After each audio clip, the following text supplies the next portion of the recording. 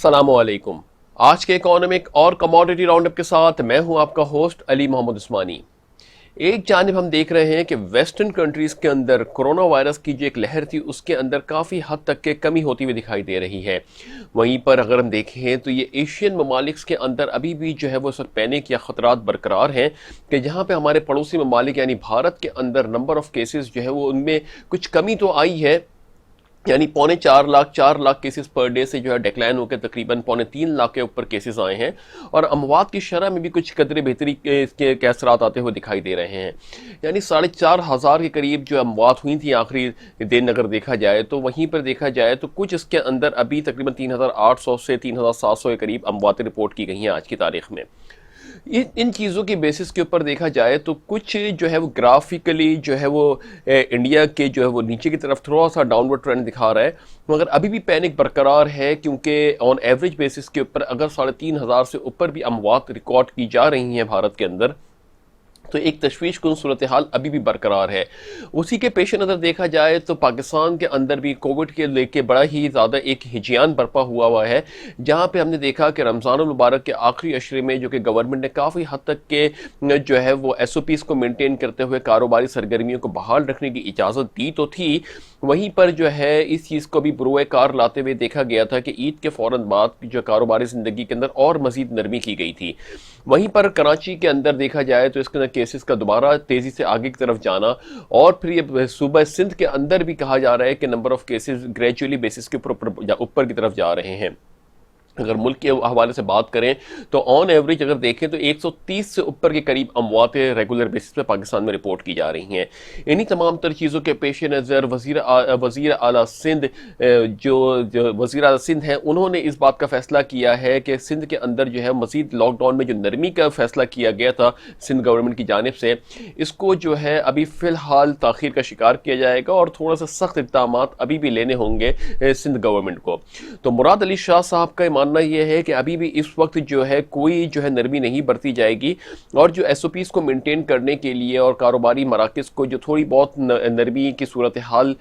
کی وجہ سے ان کو کہا گیا تھا کہ آپ جو ہے کاروبار کو نارمل لیول کے اوپر لے کر آئیں، اس کے اندر گورنمنٹ ابھی دوبارہ سوچ رہی ہے کہ پھر کیا لاک ڈاؤن کی طرف یا اسمارٹ لاک ڈاؤن کی طرف جایا جائے، یا پھر اس کے اندر کچھ نرمی کو برقرار رکھا جائے۔ بہرحال سندھ گورنمنٹ کا اس وقت جو سٹانس ہے وہ یہی ہے کہ ابھی بھی جو ایس او پیز کو مینٹین رکھتے ہوئے اور لاک ڈاؤن کے اوپر جو ہے وہ سندھ گورنمنٹ کو خاص طور سے جو ہے وہ چلایا جائے۔ ان تمام تر صورتحال کے پیش نظر یہاں پہ یہ کہا جا رہا تھا کہ اسکولز جو ہے وہ 24 تاریخ سے دوبارہ اوپن کر دی جائیں گے، وہیں پر این سی او سی کے اجلاس کے بعد اس کے اوپر کہا جا رہا ہے کہ 22 تاریخ کو جو ہے دوبارہ مشاورت ہوگی، یعنی 22 مئی کو دوبارہ اس کے اوپر ڈسکشن ہوگی، اور صورتحال کے پیش نظر پھر اس کے اوپر اپنی رائے کا اظہار کیا جائے گا گورنمنٹ کی جانب سے۔ تو ان تمام تر جو اس وقت ڈیولپمنٹ ہو رہی ہے پاکستان کے اندر، یہ ایک کووڈ کی وجہ سے کافی حد تک کے پینک برقرار ہے، جہاں پہ لوگ اس وقت اگر دیکھا جائے پوری دنیا کے اندر تو جو 1.5 سال پہلے کووڈ کے حوالے سے جو پینک تھا وہ پینک تو اس طریقے سے برقرار نہیں ہے، مگر پھر بھی جو اس وقت جو ایک خوف کی فضا ہے اس کے اندر جو ہے ابھی بھی بتدریج جو ہے کوئی بہتری کے اثرات آتے ہوئے نہیں دکھائی دے رہے، گرچہ کچھ دیر اس کے اندر ہمارے کو کچھ کمی ہوتی ہوئی دکھائی دیتی ہے، مگر پھر ون آف دی سڈن ایک نیو ویوز آتی ہے یا نئی خبریں آتی ہیں جس کی وجہ سے پوری کی پوری معیشتوں کے اندر نہ صرف پاکستان میں بلکہ عالمی معیشتوں کے اندر بھی اس کے حوالے سے کافی زیادہ ہی ایک ہجیان برپا ہو جاتا ہے۔ بہرحال لگ یہ رہا ہے کہ جو پینک پچھلے سال کے مقابلے میں اس سال پینک تھوڑا کم ہے، لوگ شاید ایس او پیز کو مینٹین کرنے کی عادی ہو گئے ہیں، اور جو اس پینک کے اندر جو انہوں نے جینا سیکھ لیا ہے۔ یہی فطرت انسانی ہے کہ وہ ہر ماحول میں اپنا آپ کو ایڈجسٹ کر لیتا ہے۔ اگر اس کے اندر یہ جو قدرت نے ہمیں قانون سکھایا ہے کہ جو ایک مشکل مراحل سے گزر کے ہم جب چیزیں کو آگے لے کے چلتے ہیں تو ہماری زندگیوں میں نکھار آنا شروع ہوتا ہے، تو یہ جو ایک قدرت کی طرف سے آفات ہوتی ہیں یا اس کی طرف سے ایک آزمائشیں ہوتی ہیں، اس کے اندر اگر کوئی بھی شخص اپنے آپ کو پراپر طریقے سے مینٹین کرتا ہے، جس طریقے سے ہم نے بات کی تھی کہ ایس او پیز کو مینٹین کرنے کے حوالے سے سب سے کلیدی نقطہ نظر جو تھا وہ صفائی کا خیال رکھنا تھا، اور دوسری جانب بات کریں تو ہاتھ منہ کا دھونا اور کلی کرنا، یہ تمام تر چیزیں جو اس کے اندر پوری انٹرنیشنل لیولز کے اوپر بات کی جا رہی تھی۔ اگر ہم ان تمام تر چیزوں کا موازنہ کریں مذہب اسلام کے ساتھ، یعنی دین اسلام کے ساتھ جب ہم ان کا موازنہ کرتے ہیں تو یہ دین اسلام کے بنیادی جز میں شامل شامل ہے جس میں کہا جاتا ہے کہ صفائی نصف ایمان ہے، اور ایک مسلمان جو ہے جب وہ نماز کے لیے کھڑا ہوتا ہے تو 5 وقت اپنے ہاتھ اور پاؤں اور اس طریقے سے جو پورا وضو کرتا ہے، اور جو غرارے کرنا یعنی غسل کے اندر بھی جو ہم غرارے کرتے ہیں، وضو میں بھی ہم کلیاں کرتے ہیں، تو یہ ایک عام مسلمان 5 وقت دن کے اندر کر رہا ہوتا ہے۔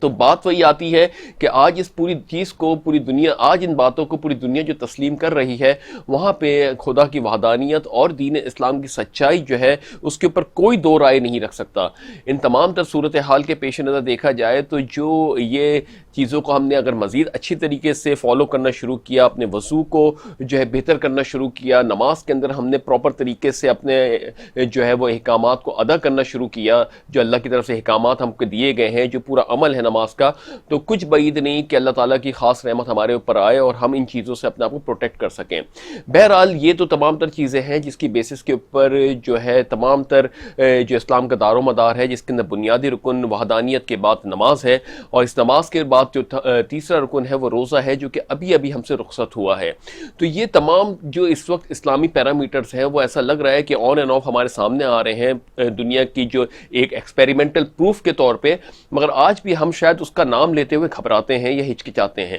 ان ہچکچاہٹ کو دور کرنا ہوگا ہمیں، اور اپنی لائف کو یا اپنی زندگیوں کو جو ایس او پیز کو مینٹین کرنے سے بہتر یہ ہے کہ ہم یہ کہنا چاہیے بحیثیت مسلمان کہ ہمیں نماز کی پابندی کرنی چاہیے، اور جو اس کے احکامات ہیں، جو اس کے لوازمات ہیں، ان کو پراپر طریقے سے انجام دینا چاہیے۔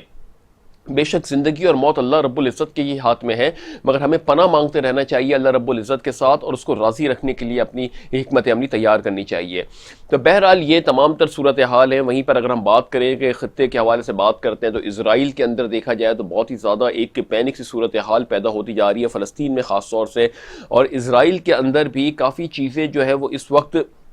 لگ یہ رہا ہے کہ اب جو ایک نیوز کور کر رہی تھی پوری اسرائیل اور فلسطین کی وار کو، تو یہ جو اسٹیٹس ہیں اس کے اندر کافی حد تک کہ ایسا لگ رہا ہے کہ میڈیا اب اس کی جو ہے پراپر طریقے سے جو ہے اس کو اگنورنٹ پہ لے کے جا رہا ہے، اور ایسا لگ رہا ہے کہ جیسے وہاں پہ حالات بہتر ہونا شروع ہو گئے ہیں۔ ہم ناظرین کی توجہ ایک بات کے اوپر لے کے جائیں کہ دنیا کے اندر اگر اسٹیٹ آف وار کے حوالے سے ہم موازنہ کرتے ہیں تو کچھ چیزیں ایسی ہوتی ہیں کہ جس کے اندر یہ کہا جاتا ہے کہ کچھ ملک جب اسٹیٹ آف وار میں آتے ہیں تو وہ ریڈ لائن کے اندر آ جاتے ہیں، اور کچھ ملک جہاں پہ پیس یا امن قائم ہوتا ہے وہ گرین لائن کے اندر آ جاتے ہیں۔ اگر کوئی ملک کنٹینیوسلی اسٹیٹ آف وار کے اندر ہے اور وہاں پہ پیس بھی موجود ہے، یا وہ فیصلہ نہیں کر پا رہے کہ امن ہے کہ وار ہے، تو وہ گرے لائن میں آ جاتے ہیں۔ تو یعنی ہم 3 کیٹیگری میں ڈیوائڈ کرتے ہیں کہ ریڈ کیٹیگری جو ہے وہ اسٹیٹ آف وار ہے، جب کوئی ملک میں اسٹیٹ آف وار کی کنڈیشن ہوتی ہے۔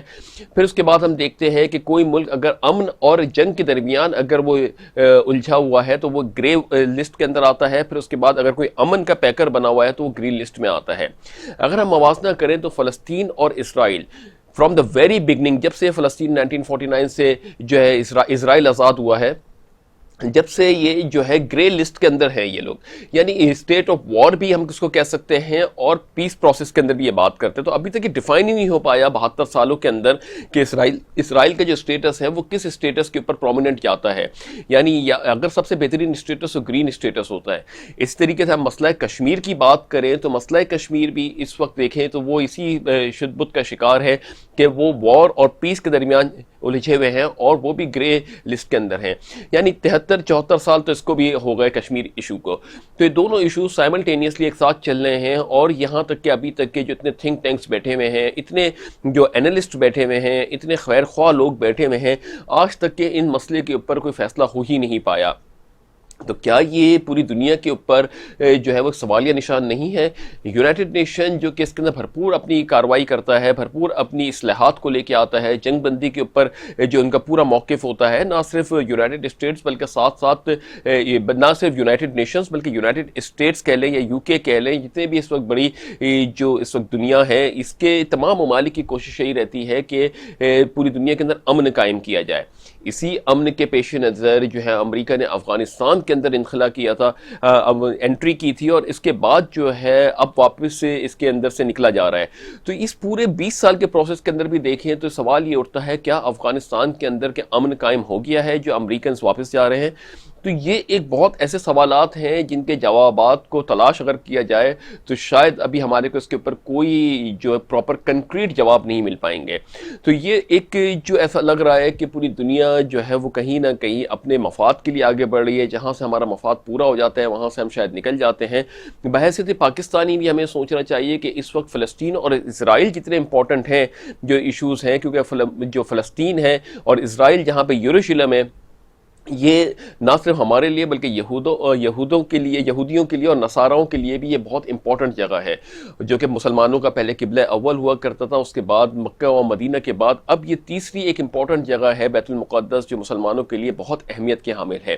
اس کے ساتھ ساتھ اگر ہم بات کریں تو جو اس چیز کے اوپر جو ایک رفٹ پیدا ہوا ہے، یہ ایک بہت ہی زیادہ شدت اختیار کرتا جا رہا ہے. کوششیں کی جا رہی ہے عالمی برادری کی جانب سے کہ اس رفٹس کو جو ہے یا اس اسٹیٹ آف وار کی کنڈیشن کو جو ہے وہ کہیں نہ کہیں اس کو میلٹ ڈاؤن کیا جائے اور اس میں سیز فائر کے اوپر بات کی جائے. تو امید کرتے ہیں کہ آنے والے دنوں کے اندر عنقریب اس کے اوپر کوئی اچھے فیصلے ہوں گے اور جو یہ فلسطین اور اسرائیل کا معاملہ ہے اس کو انٹرنیشنل لیولز کے اوپر لے کے جا کے سالو کیا جائے گا، اور اسی کے ساتھ ساتھ کشمیر کے ایشوز کو بھی آگے بڑھا کے اس کو سالو کیا جائے گا. کیونکہ اگر ہم بات کریں کہ جہاں پہ عالمی برادری بات کرتی ہے، انسانیت کی بات کرتی ہے، انسانی حقوق کی بات کرتی ہے،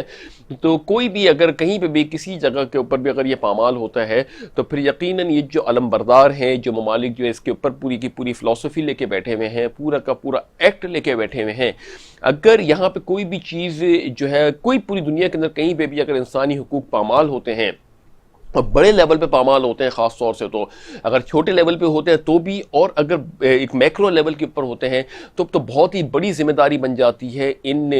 ممالکوں کی جو کہ اس کے علمبردار بنے بیٹھے ہوئے ہیں کہ وہ اپنا کیا ایکٹ کرتے ہیں. ان کو اس وقت یقیناً ایک ججمنٹ کے طور پہ فیصلہ کرنا چاہیے اور متحد ہو کے ان تمام تر چیزوں کے لیے اپنے پروٹیکٹیو میجرز اور اپنی کارروائیوں کو کرنا چاہیے. بہرحال ان تمام تر جو صورتحال ڈیولپ ہو رہی ہے اس کے اندر دیکھیں تو کووڈ کے سینیریو کی وجہ سے بھی کافی حد تک جو پینک کی صورتحال برقرار ہے، نہ صرف پاکستان میں بلکہ عالمی مارکیٹس میں. وہیں پر بھی پاکستان کے اندر وزیر اعظم عمران خان صاحب بھی جو کوششیں کر رہے ہیں اس میں لگ یہ رہا ہے کہ ان کو کافی حد تک کافی چیزوں میں رکاوٹوں کا سامنا کرنا پڑ رہا ہے. ساتھ ہی ساتھ دیکھیں تو جہانگیر ترین خان جو ان کے اپنے دوست ہوا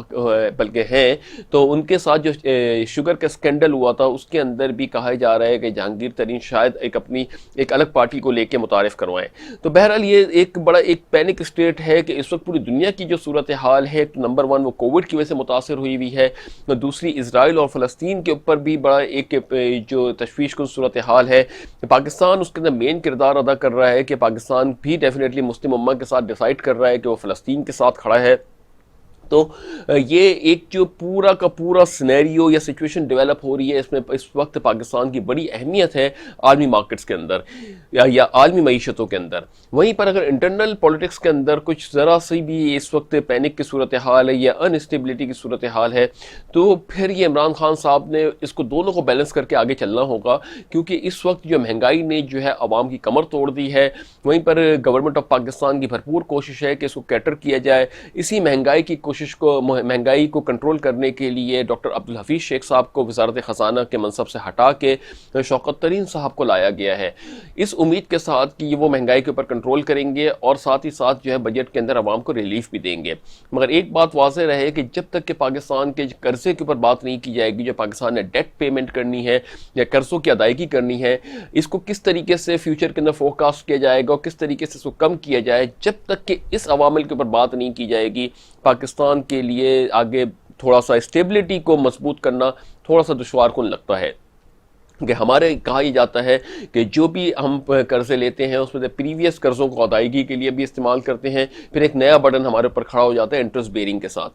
تو یہ جو ایک پاکستان کے اس وقت آلموسٹ ایکومولیٹڈ بیسس کے اوپر جو فورن ڈیپٹ ہو گئے ہیں وہ تقریباً 115 ارب US سے بھی تجاوز کر گئے ہیں. اگر ہم اس کو پراپر طریقے سے مینٹین نہیں کریں تو جس طریقے سے عمران خان صاحب کی گورنمنٹ جب آئی تھی تو تقریباً 96 بلین US کے قرضے تھے، ان میں تقریباً 19 سے 20 بلین US کا اضافہ ہو گیا ہے. اگر ان کو پراپر طریقے سے ایڈریس نہیں کیا گیا تو ہمارے ملک کے اندر جو بھی پروفیٹیبلٹی ہے اس کو یہ ضم کر جائیں گے، اور جو ہم انٹرسٹ بیئرنگ کے اس کے اندر کرتے ہیں یا انٹرسٹ پیمنٹس کرتے ہیں وہ ہمارے ملک کے لیے بڑی ایک تشویش کن صورتحال اختیار کر جائے گا۔ اسی کے پیش نظر جو شوکت طرین صاحب ہے، جو نو منتخب وزیر خزانہ ہیں، ان کی جانب سے یہ کہا جا رہا ہے کہ پاکستان کو، بلکہ اس اسٹیٹمنٹ کو ہم بڑا پازیٹیو لیں گے کہ اگر پاکستان کو اپنے قرضوں سے نجات دلانی ہے تو جی ڈی پی گروتھ تقریباً 5 سے 7% کے قریب ہمیں لے کے جانی پڑے گی پر اینم کے بیسس کے اوپر۔ اگر یہ G D P growth approach کرتی ہے تو بھی 4 سے 5 سال پاکستان کو لگیں گے اپنے ان قرضوں کے حجم کو کچھ کم کرنے میں۔ ہم یہ نہیں کہہ رہے کہ پورا کا پورا قرضے اتر جائیں گے، مگر پھر بھی کچھ اس میں ٹائم درکار ہوگا۔ اب بات یہ ہے کہ گورنمنٹ ریونیو کیسے جنریٹ کرے گی؟ گورنمنٹ کو ریونیو جنریٹ کرنے کے ایک تو پیرامیٹر ہے جو گورنمنٹ کو نمبر آف ٹیکس فائلر جو ہے ان کو بڑھانا ہوگا، جو ڈومیسٹک فائلرز ہیں۔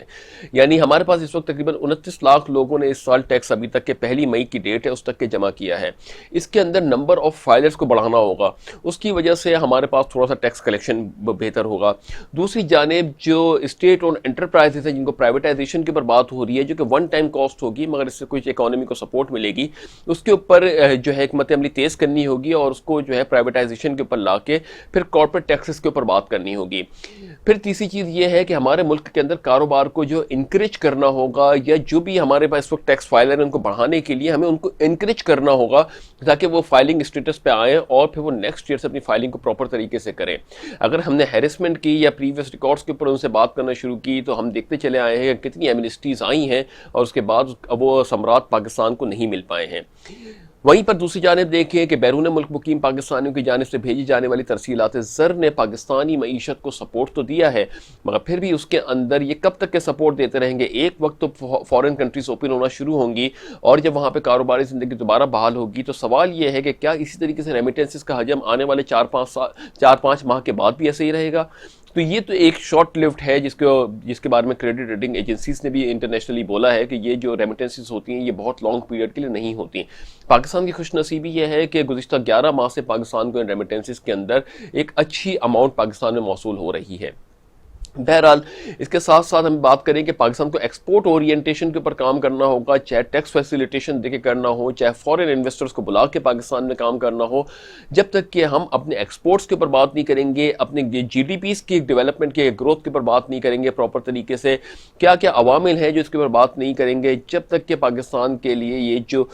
ہماری گروتھ اچیو کرنا یہ پراپر طریقے سے ہم اس کے اوپر بات یا ایڈریس نہیں کر سکتے، کیا ہمارے پہ تخمینہ رہے گا آنے والے وقتوں کے اندر اس گروتھ کے حوالے سے۔ تو یہ کچھ پیرامیٹرز ہیں جس کے اوپر گورنمنٹ آف پاکستان نے سوچنا ہوگا کہ ہمیں نمبر آف فائلر اسٹیٹس، یعنی جو فائلنگ کرتے ہیں، ٹیکس کی فائلنگ کرتے ہیں، ان کو فیسیلیٹیٹ کر کے ان کی تعداد کو بڑھانا ہوگا۔ کارپوریٹ سیکٹر کو بھلے جو ٹیکس کے اندر ان کو کوئی بینیفٹس دیں مگر نمبر آف کارپوریٹ سیکٹر کو بڑھانا ہوگا، ان کو بھی انکریجمنٹ کرنی ہوگی کہ یہ جو ٹیکس کا سسٹم ہے اس کے اندر وہ اپنے آپ کو مزید انڈکٹ کریں۔ ساتھ ہی ساتھ اس ٹیکس کلیکشن کے ساتھ ساتھ گورنمنٹ نے اپنا رول بھی پلے کرنا ہوگا، یعنی جہاں فیسیلیٹیٹ کر سکتے ہیں عوام کو تو وہاں پہ وہ کہیں نہ کہیں فیسیلیٹیشن بھی کرنا شروع کریں۔ پھر یہ جو ایکسپورٹ اورینٹیشن کی بات ہم نے کی کہ یہاں پہ ایکسپورٹ اورینٹیڈ یونٹس کے اوپر کام کرنا چاہیے، تو اس کی وجہ سے بھی پاکستان کو کافی حد تک سپورٹ ملے گی۔ یعنی باہر کی کمپنیز کو متعارف کروائیں، جو ہمارے بہت سے بڑے بڑے نام ہیں جس میں سیمسنگ ہے، پھر جو ایلن ماسک ہے جو کہ یہ ٹیسلا گاڑی بنا رہے ہیں، جو کہ انڈیا نے ان کو ابھی انوائٹ کیا ہے وہاں پہ بنانے کے لیے، ہمارے لوکل کمپٹیشن کے اندر اس کے اوپر فیسیلیٹیشن دی جائے۔ اسی طریقے سے ان سے منسلک جتنے بھی گڈس ہیں جو ہمارے پاس سے ایکسپورٹ ہو سکتے ہیں، ان گڈس کے اوپر سے ہمارے کو ٹیکسیشن اور کسٹم ڈیوٹیز کو جو ہے وہ کچھ کم کرنا چاہیے، تاکہ جب تک لوکل انڈسٹری ہماری پروموٹ نہیں ہوگی جب تک کہ کوئی فائدہ نہیں ہوگا۔ ہم یہ بات کر رہے ہیں کہ رزاق داؤد صاحب نے کہا کہ $2 بلین سے ہماری ایکسپورٹس بڑھ گئیں، اس کے بعد ہماری امپورٹس بھی تو دیکھیں کہ امپورٹس کے اندر کتنے اضافہ دیکھنے میں آ رہا ہے، جہاں پہ گزشتہ سال اس پیریڈ کے اندر $3 بلین کی امپورٹ تھی پر منتھ میں، وہاں پہ 5.8 بلین کے قریب امپورٹ اپروچ کرتی جا رہی ہیں۔ تو یہ جو نمبر ہیں یہ نمبر کوئی بہت بڑے نمبر نہیں ہے کہ آئی ٹی کے اوپر ہم بات کریں کہ $2 بلین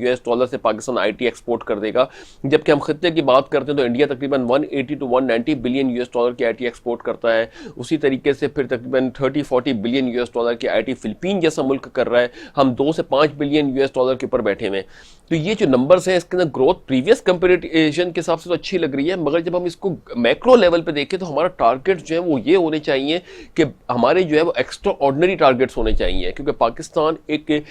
کافی حد تک کے چیزوں کے اندر ابھی اس وقت لیکنگ کر رہا ہے، بیکنگ پہ ہے، شاید وہ کووڈ کی وجہ سے کہہ لیں، چاہے وہ ڈیٹس پیمنٹس کی وجہ سے کر لیں، مگر ہم کو ایک ایگریسو اسٹریٹجی کے ساتھ آگے بڑھنا ہوگا۔ تو امید یہ کرتے ہیں کہ آنے والے دن پاکستان کی معیشت کے لیے خوشخبری کا پیغام لے کر آئیں۔ ابھی تو فی الحال اس وقت جہانگیر ترین خان کا جو اس وقت ایکٹیویٹی ہے وہ بڑی سرگرم ہوتی ہوئی دکھائی دے رہی ہے، اس کے اوپر تجزیہ کریں گے آنے والے پروگرامز کے اندر۔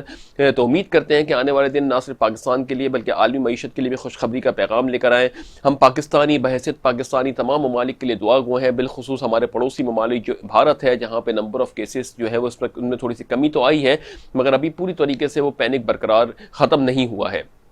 ہم دعا گو ہیں کہ اللہ تعالیٰ وہاں پہ بھی اپنا فضل و کرم فرمائے، اور یہ جتنے بھی ممالک ہیں اس کے اندر اللہ تعالیٰ امن کے ساتھ ان کو آگے بڑھائے۔ تو اس دعا کے ساتھ کہ اللہ تعالیٰ پاک سر زمین کو شاد باد آباد رکھے۔ اپنا بہت بہت بہت خیال رکھیے گا۔ اپنے ہوسٹ علی محمد عثمانی کو اجازت دیجیے۔ اللہ حافظ۔